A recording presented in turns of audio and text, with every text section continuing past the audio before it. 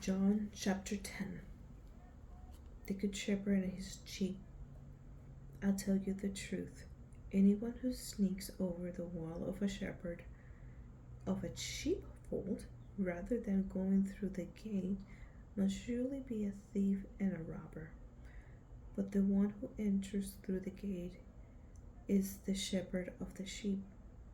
The gatekeeper opens the gate for him, and the sheep recognizes his voice and come to him. He calls his own sheep by name and leads them out. After he was gathered his own flock, he walks ahead of them, and they follow him because they know his voice. They follow they won't follow a stranger. They will run from him because they don't know his voice.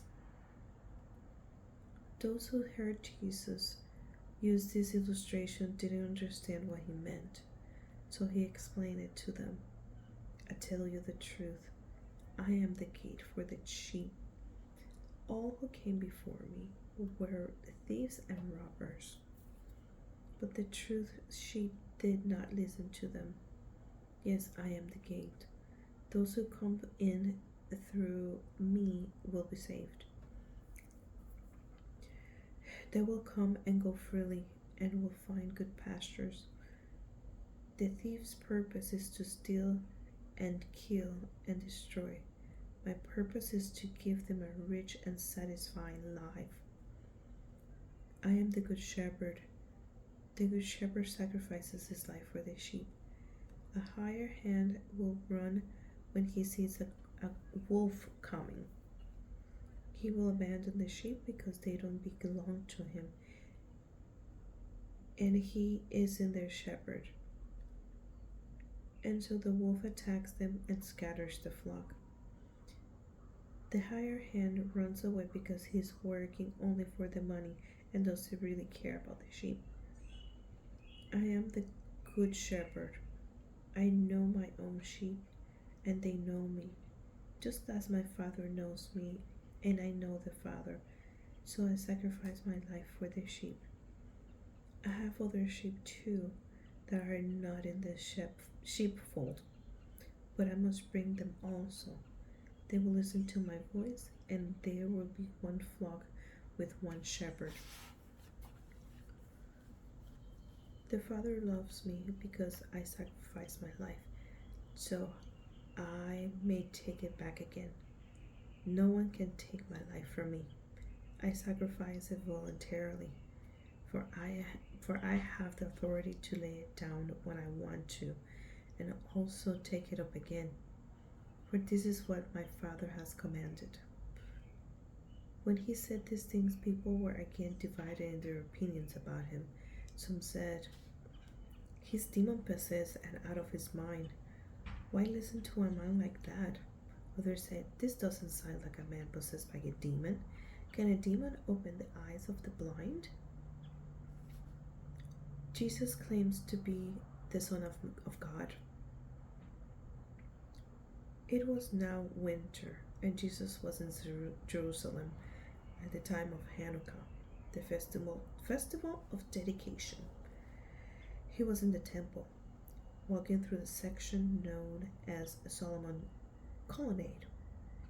The people surrounded him and asked, "How long are you going to keep us in suspense? If you are the Messiah, tell us plainly." Jesus replied, "I have already told you, and you don't believe me. The proof is the work I do in my Father's name. But you don't believe me, because you are not my sheep. My sheep listen to my voice, and I know them, and they follow me. I give them eternal life, and they will never perish. No one can snatch them away from me, for my Father has given them to me, and he is more powerful than anyone else. No one can snatch them from the Father's hand. The Father and I are one." Once again, people picked up stones to kill him. Jesus said, "At my Father's direction, I have done many good works, for which one are At my Father's direction, I have done many good works. For which one are you going to stone me? They replied, We are stoning you not for any good work, but for blasphemy. You are a mere man, claim to be God. Jesus replied, It is written in your own scriptures that God said to certain leaders of the people, I said, You are gods.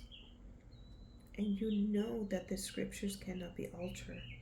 So if those people who received God's message were called gods, why do you call it blasphemy when I say I am the Son of God? After all, the Father sent me apart and sent me into the world. Don't believe me unless I carry out my Father's work. But if I do his work, believe me in the evidence of the miraculous works I have done. Even if you don't believe me, then you will know and understand that the Father is in me and I am the Father. And I am in the Father.